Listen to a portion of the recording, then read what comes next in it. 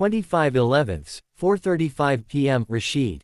The New York City Hall press conference buzzed with energy as reporters crowded the room, waiting for the next mayoral candidate to speak.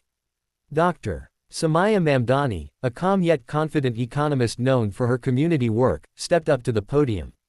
She began explaining her new proposal, the Fair City Initiative, a plan designed to redirect tax revenue from wealthier neighborhoods toward underserved areas that had faced decades of neglect. Her voice was steady, her message precise, and the hall seemed to settle into focused attention. But the calm didn't last long. As she finished outlining how property tax structures naturally favored high-income districts, a reporter abruptly leaned forward, raising his hand only halfway before speaking loudly enough that everyone turned toward him. "So you intend to tax the white neighborhoods more?" A sharp silence dropped over the room.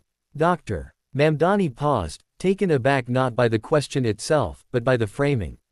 Cameras zoomed in instantly, capturing every flicker of emotion on her face. Murmurs rippled through the audience. Some reporters exchanged knowing looks, realizing the question was a spark meant to provoke controversy. Others simply waited, pens paused mid-air, ready to interpret her next sentence as either a breakthrough, or a misstep that could define her entire campaign. 25/11, 4:35 p.m. Rashid. Within a few hours, the city was buzzing with reactions. Newsrooms scrambled to push out headlines, each spinning the moment in a different direction. Some cable networks replayed the clip of the reporter's question on loop, framing it as if Dr. Mamdani had unveiled a racially charged tax plan. Their panels debated whether she was targeting white neighborhoods, even though her full explanation had barely begun. Other media outlets took a more analytical approach, pointing out that her proposal was centered on economic disparities, not race, and that property taxes naturally varied by neighborhood wealth. Meanwhile, social media turned into a battlefield. Supporters of Dr. Mamdani rallied behind hashtags calling for fairness and investment in underserved communities, while critics accused her of driving a wedge through the city. Memes, edited videos, and out-of-context quotes spread rapidly, each one pulling the conversation further from the details of the actual policy. Inside her campaign office, tension built as staff members tried to keep up with the fast-moving narrative. Mark, her campaign manager, urged immediate action, warning her that public perception could shift drastically within a day. He reminded her that once a narrative takes hold, even the truth struggles to catch up. 25/11, 4:36 p.m. Rashid. 2 days later, the atmosphere in the Brooklyn Community Center felt thick with anticipation. Chairs filled quickly as residents from all backgrounds filed in, families, students, retirees, activists, everyone eager to hear Drive.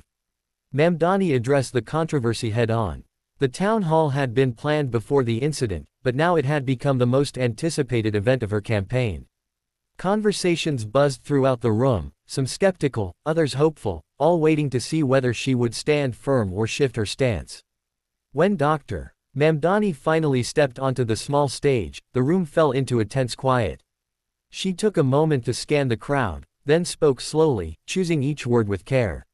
She explained that her policy had nothing to do with race, but with long-standing disparities created by property-based tax systems. Wealthier neighborhoods naturally generated higher revenue, she said, and the goal was to ensure that every community, regardless of who lived there, had access to safe streets, good schools, and functioning public services. Some heads nodded in agreement, others remained unmoved. A few residents raised pointed questions about fairness and whether the plan would affect their own neighborhoods.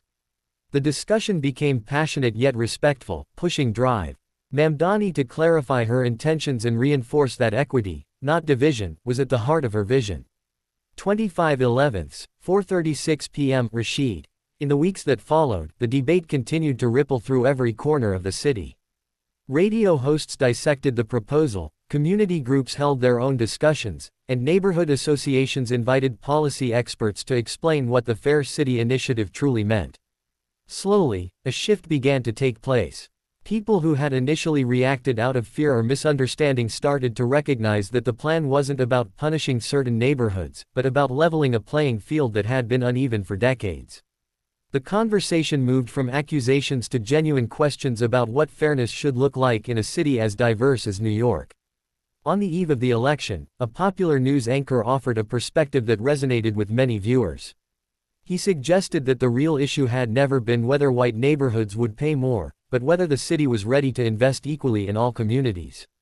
His words added nuance to a narrative that had long been overshadowed by sensational headlines. By election day, voters walked into polling stations with a clearer understanding of the stakes. The final decision they made reflected not just their opinion of Dr. Mamdani, but their belief in a fairer future. It was a moment that showed how dialogue, even when difficult, could reshape an entire city's direction.